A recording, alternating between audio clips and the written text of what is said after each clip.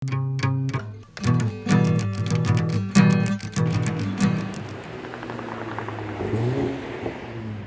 वालेकुम प्यारे बच्चों, कैसे हैं आप सब को सबसे पहले रमज़ान शरीफ की बहुत बहुत मुबारक हो। जी हाँ, रमज़ान शरीफ का महीना शुरू हो चुका है और ये जो महीना है ये बहुत बरकतों और रहमतों वाला महीना है। तमाम मुसलमान पूरी दुनिया में जो है इस महीने में अल्लाह ताला के लिए रोज़ा रखते हैं। जी हाँ, अल्लाह ताला की खुशी के लिए सिर्फ़ ये रोज़ा रखा जाता है। अल्लाह ताला जो है वो रोज़ेदार से खुश होकर इसके गुनाह भी माफ़ कर देते हैं। बच्चों, आपको क्या पता है कि जो रोज़ा है, जो रमज़ान है, वो इस्लाम का तीसरा बड़ा पिलर है, सतून है। और इसका मतलब है कि जो रमज़ान है, रोज़े हैं, ये हर मुसलमान पे फ़र्ज़ होते हैं। और हमें ये बात भी नहीं भूलनी चाहिए कि बग़ैर किसी वजह के रोज़ा हरगिज़ नहीं छोड़ना, क्योंकि रोज़ा जो है वो हमें अच्छाई सिखाता है, हमें हर बुराई से दूर रखता है। तो जो नीयत है इस्लाम में वो बहुत ज़रूरी है। आप जो भी काम करेंगे उसमें बहुत ज़रूरी है कि आपकी नीयत क्या है। आप किसी के लिए वो काम कर रहे हैं, अम्मी अबू के डर से कर रहे हैं, किसी को खुश करने के लिए कर रहे हैं, या अल्लाह ताला को राज़ी करने के लिए कर रहे हैं क्योंकि आप अल्लाह ताला से मोहब्बत करते हैं। तो ये आखिरी वजह है, ये वजह होनी चाहिए कि अल्लाह ताला को राज़ी करने के लिए आप हर अच्छा काम कर रहे हैं। तो रमज़ान शरीफ भी हमें इसी तरह रोज़े इसी नीयत से हमें रखने चाहिए कि हम सिर्फ़ और सिर्फ़ ये अल्लाह ताला को खुश करने के लिए रखते हैं। प्यारे बच्चों, मैं आपके मुलाकात कराने जा रही हूँ हाफ़िज़ अबरार हुसैन साहब से, जो कि कुरान पाक की तालीम देते हैं बच्चों को, बड़ों को, और कुरान पाक का जो लिटरेचर है उसकी स्टडी और रिसर्च भी करते हैं। तो अस्सलाम वालेकुम। आप थोड़ा बताएंगे हमारे बच्चों को कि ये रमज़ान शरीफ का जो महीना है ये इतना ज़रूरी, इतना इम्पोर्टेंट क्यों है? रमज़ान का जो वो महीना ये वो इसलिए ख़ास है कि इसमें अल्लाह पाक ने इस दुनिया की जो आखिरी किताब अल्लाह पाक ने जो नाज़िल फरमाई है वो इस महीने में नाज़िल फरमाई। ये वो महीना है जिसमें अल्लाह पाक ने कुरान को नाज़िल फरमाया। अल्लाह पाक ने इस महीने की जो कदर वाली रात है उसमें इसको नाज़िल फरमाया। किताबों में जो है वो कुरान सबसे अजीम है। महीनों का जो सरदार है वो रमज़ान का महीना है। अरबी ज़बान में अजर का मतलब होता है रिवॉर्ड, बिलोनिंग, कि अल्लाह पाक इसमें इस जो भी आप छोटा सा भी अमल करते हैं अल्लाह पाक उस अजर को बहुत ज़्यादा कर देते हैं। आप हमारे जो छोटे व्यूअर्स हैं, जो बच्चे हैं, उनके लिए कोई मैसेज देंगे? हाँ, बच्चों को चाहिए कि कुरान सीखें जी, पढ़ें उसको, क्योंकि वो एक ऐसी किताब है कि जो दुनिया में कोई ऐसी किताब आज तक नहीं नाजिल हुई। इस किताब को बच्चों को चाहिए कि पढ़ें, समझें, इसको अमल करें।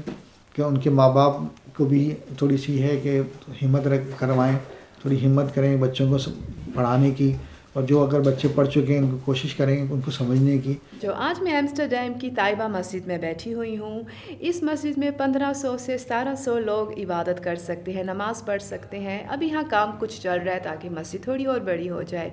मैं आपको भी एक झलक दिखाऊंगी जहाँ पे जो आदमी हैं वो नमाज़ पढ़ते हैं, इबादत करते हैं। मैं एक छोटी सी जगह पे बैठी हूँ जहाँ औरतें नमाज़ पढ़ती हैं। मैं आज आपसे एक और अहम बात करना चाहती हूँ। ये अहम बात हमारे प्यारे नबी फरमा गए हैं कि हमें सफाई का बहुत ख्याल रखना चाहिए। जैसे कि जिस्म की सफाई, इसमें पाबंदी से नहाना, नेल्स कट करना, बाल संवारना आ जाता है। अपने कमरे की सफाई, अपने घर की, मोहल्ले की सफाई को भी अपनी एक आदत का हिस्सा बना लें। जो सफाई है वो आधा दीन है, आधा ईमान है। इसको इसीलिए हम निफ्स ईमान बोलते हैं। आपको पता होगा बच्चों, जैसे कि जब हम नमाज़ पढ़ते हैं, कुरान पाक पढ़ते हैं, तो हम पहले वज़ू करते हैं। बग़ैर वज़ू के हमारी नमाज नहीं होती। इससे हम अंदाज़ा लगा सकते हैं कि अल्लाह ताला को सफाई कितनी पसंद है। तो क्यों ना हम आज से ये वादा कर लें कि हम सफाई का बहुत ख्याल रखेंगे। اس سے نہ ہے کہ ہمارے گھر والے امی ابو دوست خوش ہوں گے، آپ بھی صحت مند رہیں گے، اور سب سے بڑی بات کہ اللہ تعالیٰ بہت خوش ہوں گے۔ اور ویسے بھی رمضان شریف کا مہینہ ہے تو اس میں تو ہمیں ایکسٹرا اور زیادہ خیال رکھنا چاہیے صفائی کا۔ چلیں ہم آپ کو ایک کارٹون دکھاتے ہیں اور دیکھتے ہیں کہ ہینا کتنی صفائی پسند ہے۔ پیارے بچوں، ہنا کو رنگوں سے بہت پیار تھا۔ وہ بہت خوبصورت ڈرائنگ بناتی تھی۔ اس کے کمرے میں ڈھیروں رنگ بکھرے رہتے تھے، مگر اس میں ایک عادت یہ بھی تھی کہ وہ چیزوں کو ان کی جگہ پر نہیں رکھتی تھی۔ اکثر اس کے کمرے میں مارکر، پینسل، آرٹ کا سامان، یہاں تک کہ اس کے کھلونے بھی بے ترتیب بکھرے رہتے تھے۔ ایک دن اس کی امی نے اس کو کمرے میں آ کر سمجھایا، ہینا بیٹی، یہ دیکھو تمہارا کمرہ کتنا گندا لگ رہا ہے اور سارا سامان بھی بکھرا پڑا ہے۔ وہ تمام تحفے جو تمہیں تمہاری آنٹی نے بہت پیار سے دیے تھے، ان کی بھی قدر کیا کرو۔ مگر ہنا نے امی کی باتوں کو کوئی اہمیت نہیں دی اور اپنی ڈرائنگ کرنے میں مصروف رہی۔ ابھی وہ ڈرائنگ کر ہی رہی تھی تو اچانک سے اس کی سہیلیاں اس سے ملنے آ گئیں۔ وہ انہیں دیکھ کر بہت خوش ہوئی، مگر یہ کیا، اس کے کمرے میں کھیلنے کی کوئی جگہ ہی نہیں تھی۔ مجبوراً وہ ان کو لے کر لاؤنج میں آ گئی۔ جب اس کی سہیلیاں واپس چلی گئیں تو وہ بہت اداس نظر آ رہی تھی۔ امی کے پوچھنے پر اس نے بتایا، میری سہیلیوں نے جب میرا کمرہ دیکھا تو وہ بہت برا لگ رہا تھا، ہر چیز بکھری ہوئی تھی اور صاف بھی نہیں تھا۔ اسی لیے میں نے آپ سے کہا تھا کہ اپنا کمرہ صاف رکھو، اور دیکھو اس بات کی عادت بنا لو کہ جو چیز جہاں سے اٹھاؤ اس کو واپس اس کی جگہ پر رکھ دیا کرو۔ آؤ ہم دونوں مل کر کمرہ صاف کر لیتے ہیں۔ پھر ہنا نے امی کے ساتھ مل کر کمرہ صاف کیا تو کمرہ بہت خوبصورت لگنے لگا۔ اس نے امی کا شکریہ ادا کیا اور بولی، آئندہ سے میں اپنا کمرہ صاف ستھرا رکھوں گی تاکہ آئندہ مجھے شرمندگی نہ ہو۔